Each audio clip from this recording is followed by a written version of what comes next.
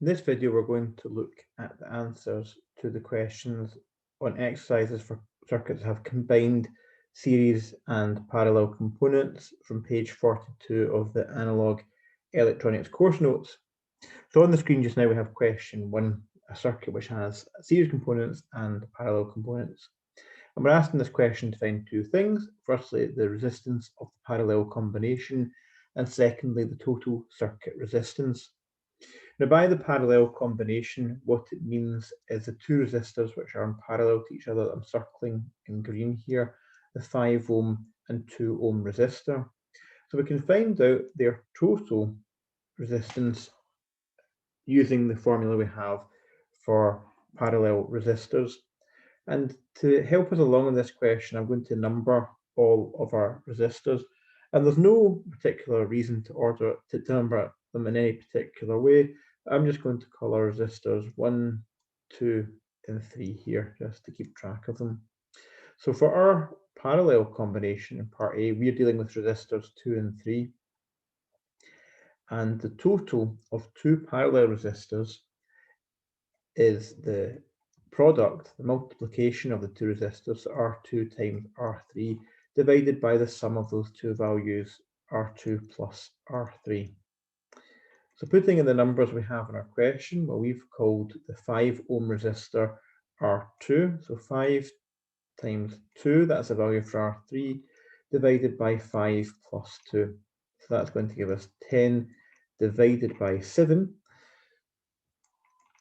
And entering that into our calculators will in fact give us the answer indicating the question of 1.43 ohms. So that's what we're looking for in part A. In part B of this question, we can now treat this parallel component, these two resistors combined, as if that whole section in the green circle is in series with resistor 1, and therefore the total resistance of the circuit is equal to the sum of all things which are in series, so it's equal to the resistance of resistor 1 plus the combined resistance of the two resistors in parallel that we've worked out in part A. And so we have 10 from resistor 1, which we take from the question, plus 1.43, which we've calculated in part A, giving us an answer of 11.43 ohms. So that's question 1. We'll now get question 2 up onto the screen and proceed through that as well.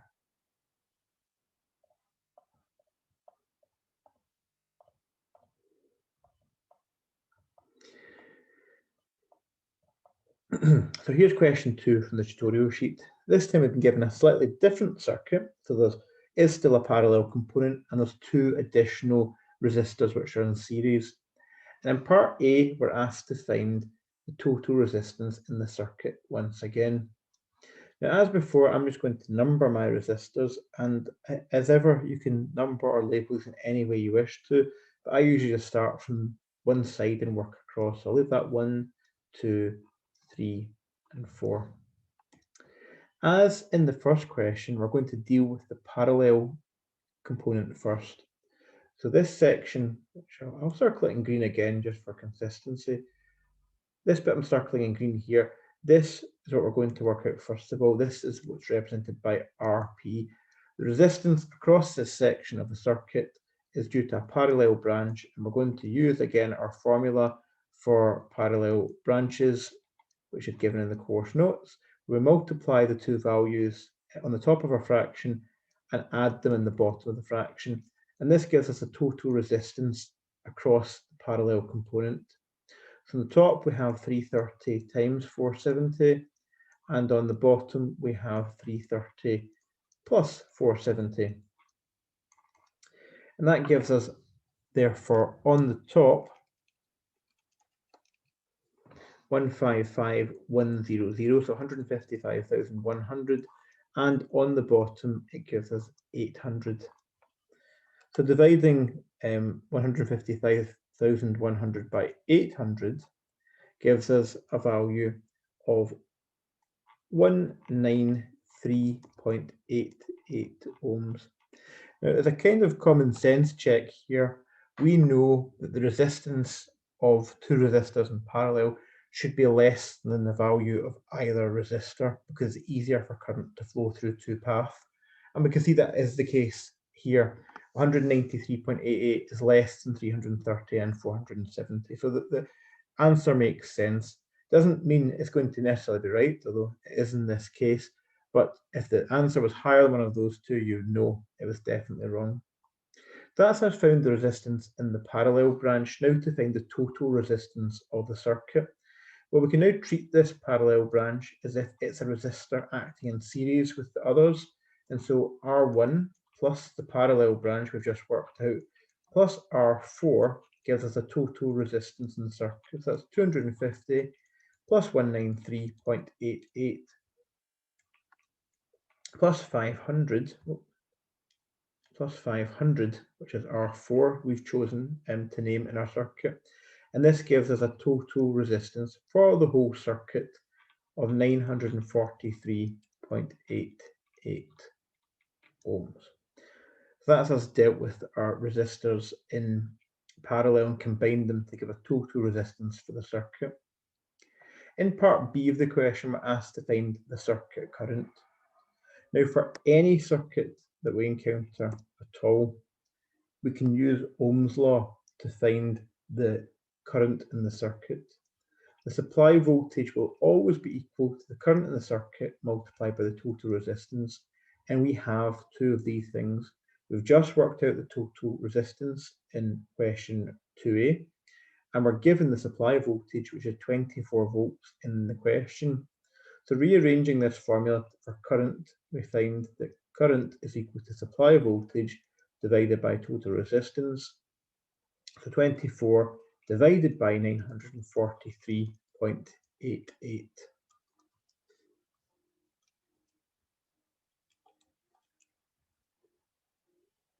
And that gives us our answer of 0.025 amps. We can just verify that's the same answer in the question. The question gives it to one more decimal place, so we'll be consistent here at 254 amps.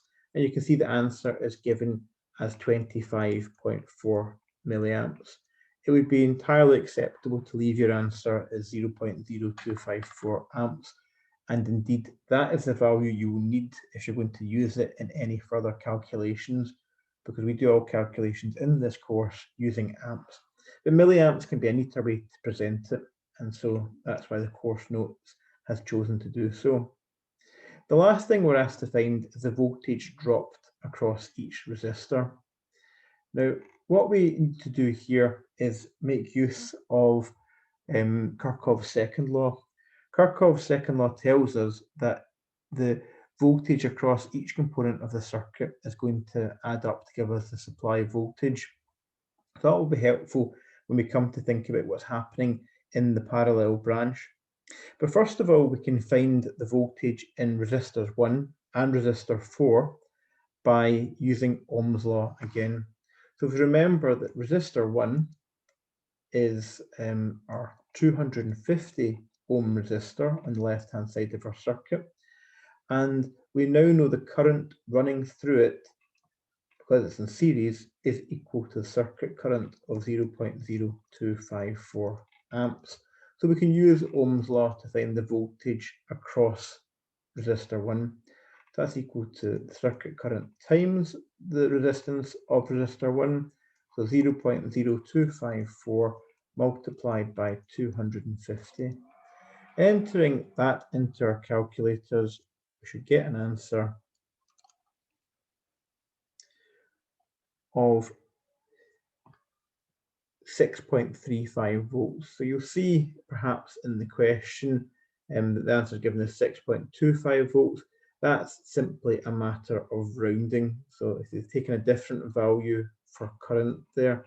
So if you get 6.25 volts, that's fine. If you get 6.35, like I have here, that's also fine. Sometimes, depending on how we round our answer, that's going to determine exactly what numbers we get.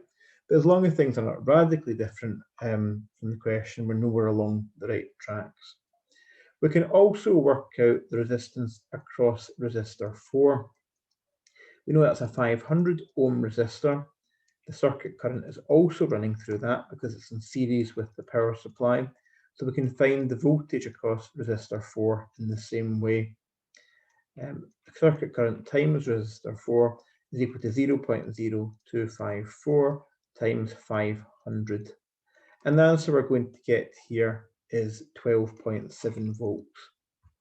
Again, slightly different from the answer on the course notes, which gives 12.5.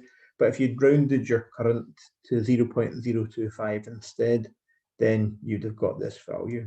So we can take that value here. And again, this illustrates that sensible rounding is sometimes going to give a slightly different answer in questions. So don't be overly concerned if your answer is slightly different from the course notes, as long as it's in the right region. You can sometimes work out why.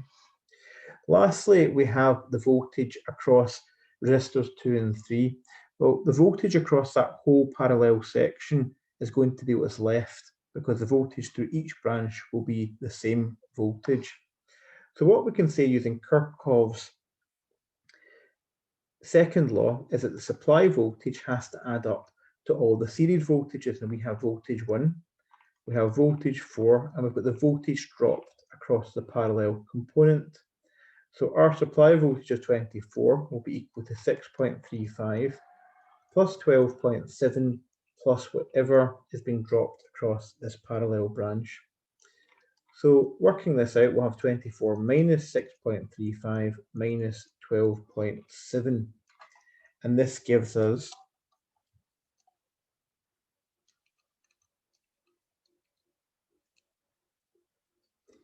4.95 volts. And because the voltage will flow equally through both branches, we can say the voltage across resistor 2 is 4.95 volts, and the voltage across resistor 3 is 4.9 volts. And logically, this is also slightly different than the answer given the question, and that's again entirely down to the rounding. But this answer is an equivalent, equally valid answer, in fact, maybe slightly more accurate than the course notes. But if your answer is the same as those, don't be concerned. It's just a matter of the choices made in rounding, and it's not out with the margin of error for accuracy in the answer. Lastly, we'll look at question 3 from this tutorial, and remember the note here that we've to attempt question D before question C here, slightly changing the order of the final part of the question.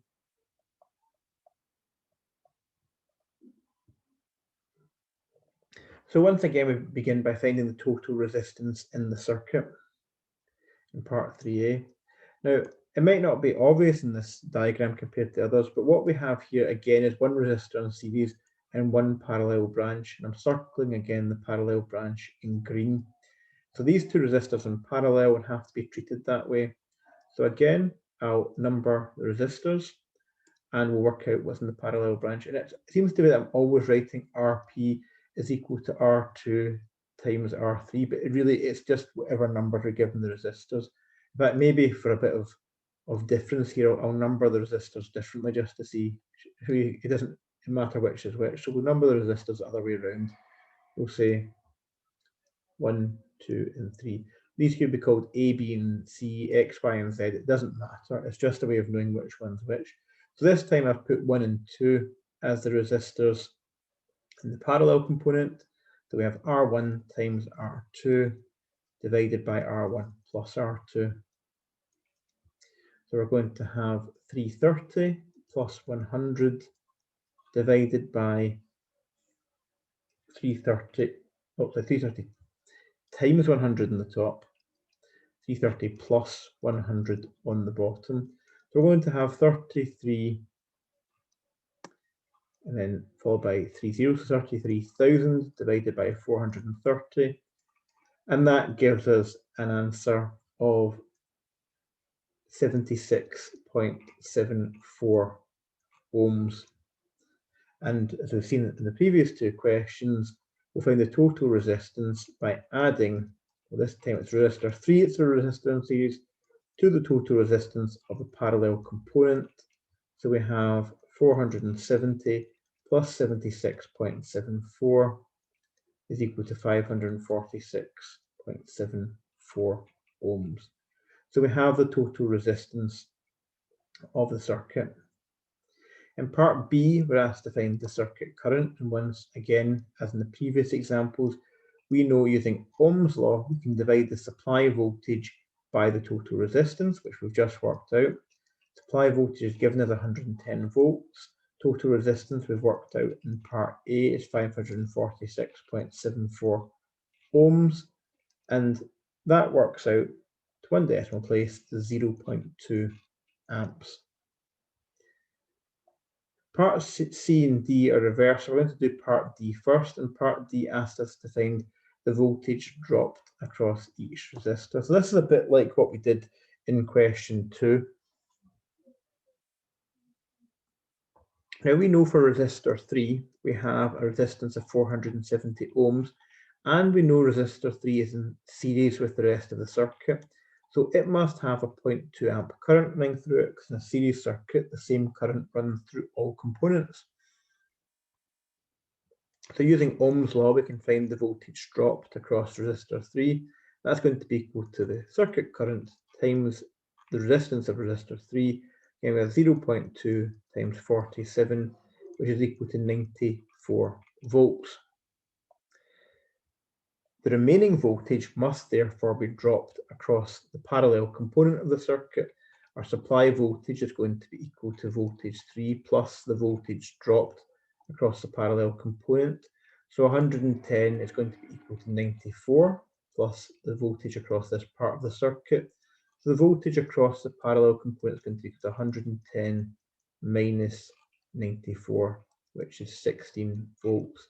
Meaning the voltage across resistor 1 is 16 volts and the voltage across resistor 2 is 16 volts. Remember, these voltages don't add up. It's one voltage across the whole parallel component, and we have the same voltage running through each branch.